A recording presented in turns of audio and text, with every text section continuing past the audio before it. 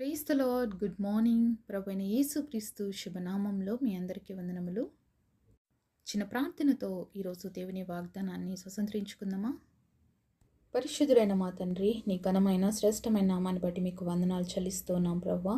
ఉదయకాల సమయంలో ప్రవ్వా నీ సన్నిధిలో ఉండడానికి మా అందరికి ఇచ్చిన కృప కొరకే వందనాలు తండ్రి. అయ్యా, నువ్వు మాట్లాడే దేవుడు నాయన, మా అందరితో మాట్లాడండి. నీ మాటల చేత మాకు ధైర్యం పుట్టించండి. నీ స్వరాన్ని వినిపింపచేయమని యేసు నామంలో ప్రార్థిస్తున్నాము తండ్రి, ఆమేన్. ఈరోజు దేవుని వాగ్దానము కీర్తనల గ్రంథము 45వ అధ్యాయము 7వ వచనం. నీ దేవుడే చలికాండ్ల కంటే హెచ్చుగున్నట్లుగా నిన్ను ఆనంద తైలముతో అభిషేకించి ఉన్నాడు. Psalms chapter 45 verse 7. God hath anointed thee with the oil of gladness above thy fellows. దేవుడు ఇచ్చినటువంటి అద్భుతమైన వాగ్దానం మనందరి జీవితంలో నెరవేర్చబడును కాక, ఆమేన్. దేవుడి మాటలు వింటున్నటువంటి మీలో ఎవరైనా ఆలోచిస్తున్నారా ఈ సమయంలో, మరి నేను అందరికంటే చాలా తక్కువగా ఉన్నాను, నేను చాలా లో క్యాడర్లో ఉన్నాను అని చెప్పేసి మీరు బాధపడుతూ ఉన్నారా? అయితే దేవుడు మీకోసమేనండి ఈ అద్భుతమైన వాగ్దానం ఇచ్చాడు. దేవుడు ఏం చెప్తున్నాడంటే, మన చలికాండ్ల కంటే, అంటే మన తోటిగా ఉండేటువంటి వాళ్ళందరికంటే కూడా మనల్ని మరి ఆనంద తైలంతో హెచ్చుగా ఉండినట్లుగా అభిషేకించి ఉన్నాడు అని దేవుడు సెలవిస్తూ ఉన్నాడు. అయితే ఈరోజు మీరు ఏ విషయాన్ని బట్టి బాధపడుతున్నారు? ఏ విషయాన్ని బట్టి ఇతరులతో పోల్చుకొని నేను అలా లేను, ఇలా లేను, వాళ్ళకి అన్ని ఉన్నాయి, వాళ్ళకి ఇవి ఉన్నాయి, వాళ్ళకి అవి ఉన్నాయి, నాకు ఇవేమి లేవు అని బాధపడుతున్నారా? ఒకటి ఆలోచించాలండి మనము. మరి ఈ లోకంలో ఏదైనా విలువ పెట్టి కొనలేము అంటే అదేంటి తెలుసా? దేవుడిచ్చేటువంటి ఆనందము, దేవుడిచ్చేటువంటి సంతోషము, దేవుడిచ్చేటువంటి ఆరోగ్యము, దేవుడిచ్చేటువంటి బలము, శక్తి, ఇవన్నిటిని నువ్వు పోల్చుకొని చూసుకున్నట్లయితే నిజంగా చెప్పాలంటే నువ్వు అందరికంటే కూడా చాలా భాగ్యవంతుడు, భాగ్యవంతురాలు అని ఆలోచించాలి. ఎందుకంటే ఈరోజు ఎంతోమందికి ఎన్నో ఉన్నాయండి. వాళ్ళకి ప్రతి ఒక్కటి ఉన్నాయి. పొద్దున్న లేచినప్పటి నుంచి వాళ్ళకి సర్వెంట్స్ ఉండొచ్చు, లేకపోతే వాళ్ళకి పెద్ద పెద్ద బంగ్లోస్ ఉండొచ్చు, కార్లు ఉండొచ్చు, అన్నీ ఉన్నాయి. పడుకోవడానికి పెద్ద పెద్ద కాట్స్, మ్యాట్రసెస్ ఉండొచ్చు. బట్ వాళ్ళకి స్లీప్ ఉందా ప్రాపర్గా?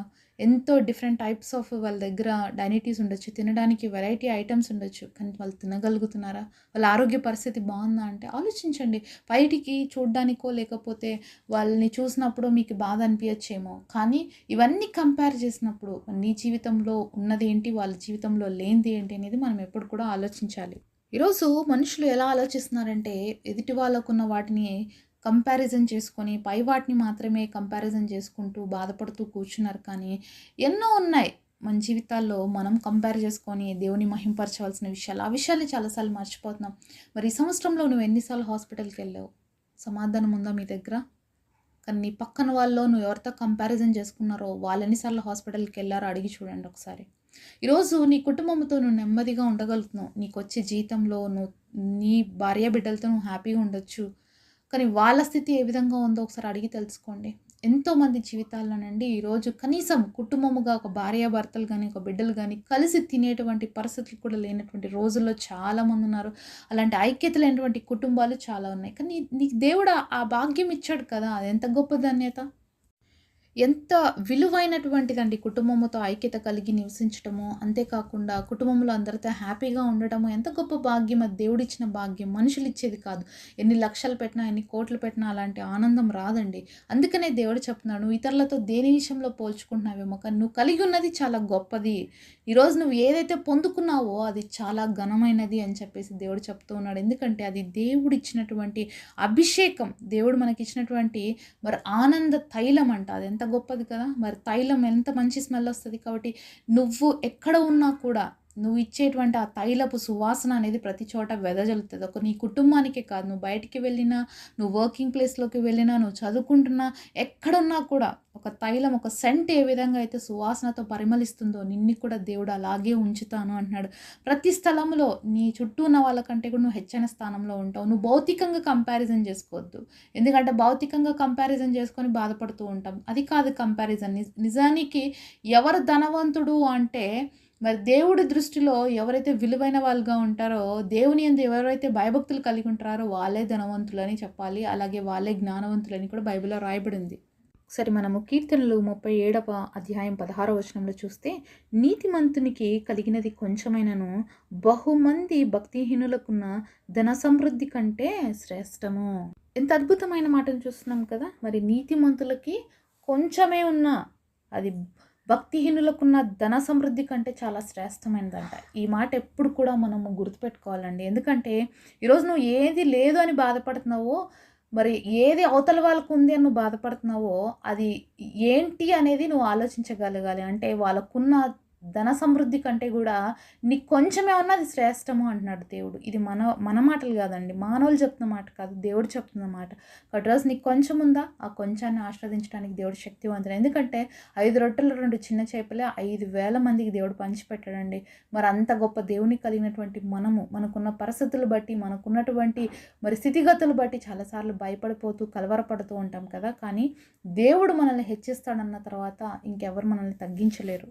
మరి ఇదే కీర్తనలు 37వ అధ్యాయం 35వ వచనంలో చూస్తే, భక్తిహీనుడు ఎంత ప్రబలియుండుట నేను చూచి ఉంటిని, అది మొలచిన చోటనే విస్తరించిన చెట్టు వలె వాడు వర్ధిల్లి ఉండెను. ఆయనను ఒకడు ఆ దారిన పోయి చూడగా వాడు లేకపోయెను. నేను వెతికితిని గాని వాడు కనబడకపోయెను. చూడండి ఎంత అద్భుతమైన మాటలు. మరి భక్తిహీనులకి ఎంత కలిగి ఉన్నా కూడా, ఎంత వాళ్ళు ఉండే చోటనే చాలా మరి మొక్కలాగా ఉండేవాళ్ళు బాగా చెట్టై ఫలించినా కూడా, మరి వాళ్ళ జీవితంలో వర్ధిల్లినట్లుగా కనిపించినప్పటికీ కూడా, ఇక కొద్ది రోజుల తర్వాత ఎవరన్నా వెళ్లి చూస్తేనంట అక్కడ ఏమి కనపడడం లేదంట. అంటే అంత పెద్ద చెట్టు కనపడడం లేదు. అలాగే వెతికినా గూడా వాళ్ళెక్కడున్నారని కనపడదు అని కూడా మనం దేవుడి వాక్యంలో చూస్తున్నాం. అంటే ఈ లోకంలో ఉన్నటువంటి భోగభాగ్యాలు, ఈ లోకంలో ఉన్నటువంటి సిరి సంపదలు, ఈ లోకంలో ఏవైతే ఉన్నాయంటే అవన్నీ ఒక రోజు విడిచిపడతాయి. ఎప్పుడో సారి మనిషి వాటిని విడిచిపెట్టి వెళ్ళిపోతాడు.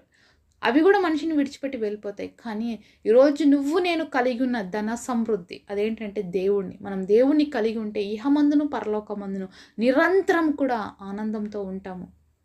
కాబట్టి ఎప్పుడన్నా నువ్వు కంపారిజన్ చేసుకోవాల్సొస్తే, నీ మనసులో ఉన్న ఆనందం ఇంకొకరి మనసులో ఉందో లేదో అది కంపారిజన్ చేయలేము. కానీ అదే చూసుకోవాలండి. నువ్వు ఎంత సంతోషంగా ఉంటున్నావు. పరిస్థితులు కఠినంగా ఉండొచ్చు. నీ చుట్టూ మరి ఎంతో బాధాకరమైన సిట్యుయేషన్స్ ఉండొచ్చు. కానీ ఒకటేంటి తెలుసా? దేవుడు నీ హృదయంలో ఉన్నప్పుడు పరిస్థితులు నీ చుట్టూ ఎంత కలవరపరిచినా కూడా నువ్వు నెమ్మదిగా ఉండగలుగుతావు. ఎందుకు నెమ్మదిగా ఉండగలుగుతావో తెలుసా? దేవుడి పైన విశ్వాసం, దేవుడి పైనటువంటి నమ్మకం, దేవుడిచ్చేటువంటి ఆ భరోసా. ఎంతమంది ఎన్ని మాటలు చెప్పినా మనం కంఫర్ట్ అవ్వలేమండి. కానీ దేవుడు ఇచ్చేటువంటి ఒక్క మాట చాలు మన బ్రతుకుల్ని నిలబడుతుంది, మన జీవితాల్ని నిలబడుతుంది. అలాగే మనల్ని దేవుడి యొక్క ఆనందంతో మన హృదయాల్ని నింపుతుంది. కాబట్టి ఈ మాటలు గుర్తుపెట్టుకుందాము.